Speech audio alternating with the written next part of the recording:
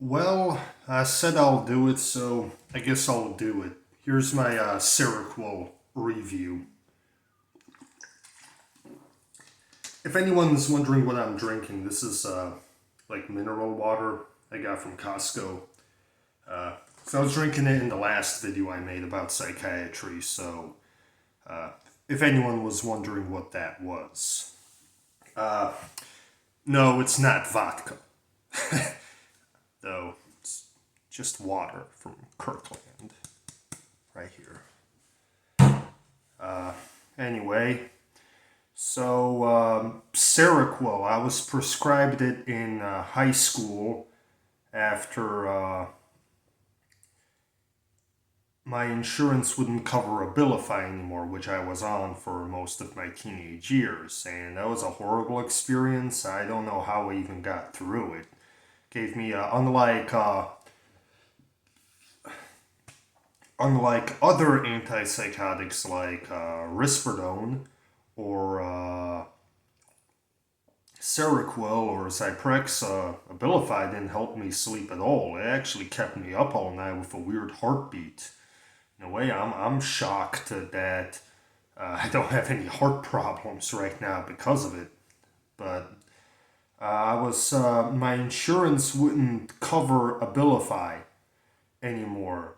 So originally, what the psychiatrist did was he put me on Risperdal again. So I took that for I think a month or two, and eventually I asked him if I can get put on.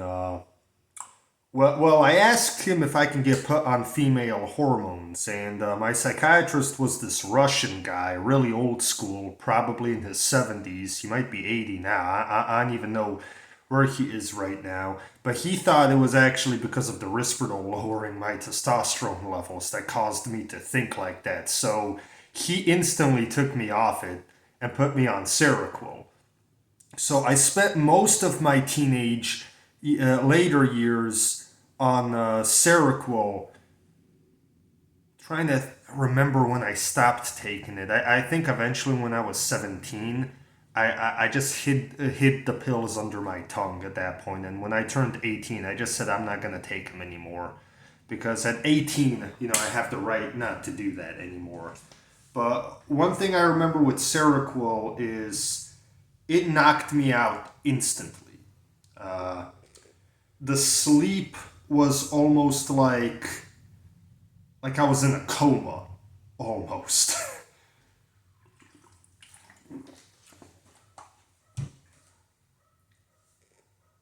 I remember going to sleep, and I slept good. Um, this may sound weird to say, but Seroquel might be the only antipsychotic I actually enjoyed taking because after years of not being able to sleep on Abilify, Seroquel was like just something. It was an upgrade for me. I'm finally able to just sleep. So I can't talk I can't talk for other people, but for me, Seroquel really wasn't that bad of a drug to be on because after you spend so many years on Abilify, Seroquel is just amazing. You know what I mean? If you spend so many years on Abilify, I mean the best way I can describe it is Seroquel is literally a roofie. It just knocks you out. Um, so I remember every time I took it, I just had this dreamless sleep was so intense without any dreams whatsoever. And side effects. In my opinion, it is a little bit better on, you know, I guess weight gain. It really won't cause as much weight gain as Zyprexa, though every person's different. I heard stories from people telling me that they didn't really gain that much weight on Risperdal, but then when they got put on Seroquel, they started gaining weight. Or some people saying that they had issues, with weight gain on risperidone, but when they were put on Seroquel, all of a sudden they're able to lose weight.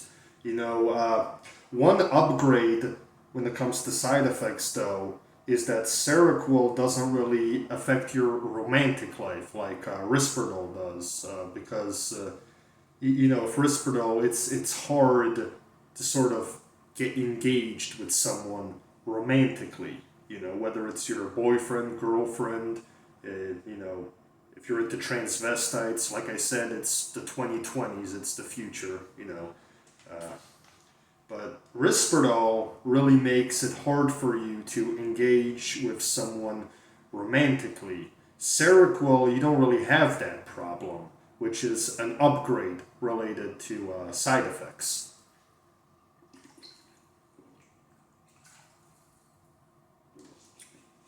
Another side effect is gynecomastia. In my opinion, Seroquel can still cause gynecomastia. Anytime your dopamine receptors are messed with, it can increase prolactin, which can cause gyno. Genetically, every person's different. Some people might not get it, some people might be more prone to it. I know that people of Indian descent, and when I mean Indian, I mean like from India. So people from India with Indian descent and people with some African descent, I read up, are more prone to the gynecomastia side effect. And but I remember when I was on Seroquel, my breasts did sort of start to hurt a little, kind of like swell when I was on Seroquel. Not as much as they did on Risperdal, though. Risperdal was 10 times worse. You know? Uh, so that's for the side effects relating to gynecomastia. When it comes to the side effects relating to tardive dyskinesia, I didn't really take that much on Seroquel, which was also an upgrade. I had way more ticks on Risperdal and Abilify than I did on Seroquel, which was also, in a way, an upgrade, in my opinion. So, the best way I can put it is Seroquel is actually technologically an upgrade when it comes to psychopharmacology. It's in my opinion a big upgrade. So that's the best thing I have to say about Seroquel. Okay, I'm back. Had to do something really quick, but that's all I had to say about Seroquel. Is that compared to Risperdal and Abilify, it was definitely a big upgrade. And if anyone's still interested in hearing my psychiatric adventure of my teenage years, I could continue talk. I'm planning on last video I mentioned my first involuntary hospitalization. I am planning on mentioning my second one and talking about my other, mental hospital adventures, I guess. Might call it Tales of the Psych Ward. Part 1, Part 2, however you want to put it. Um, and I might make a more thorough review on Risperdal. I know in one of my old videos, the one I uploaded before my last one, talking about my experience with involuntary hospitalization, I was talking about how I thought Risperdal was the most typical out of all the atypical antipsychotics, and how I thought it should be banned, like taken off the, not banned, but taken off the market since it's I consider it outdated. But who knows? Some people like taking it. If it works for you, it works for you. You know what I mean? But compared to some of the other ones, in my opinion, it really is one of the most typical out of all the atypical antipsychotics. Which, in my opinion, that's why Risperdal should never be used as a first, antipsychotic whenever someone for the first time has a schizophrenic episode or a manic episode, bipolar, uh, you know. But that's all I had to say about Seroquel in this video, and I might talk about. I'm probably gonna upload a video of me talking about my second experience with involuntary hospitalization. So stay strong out there, and that's all I can say, man. Stay strong. To anyone who watched, thanks for watching.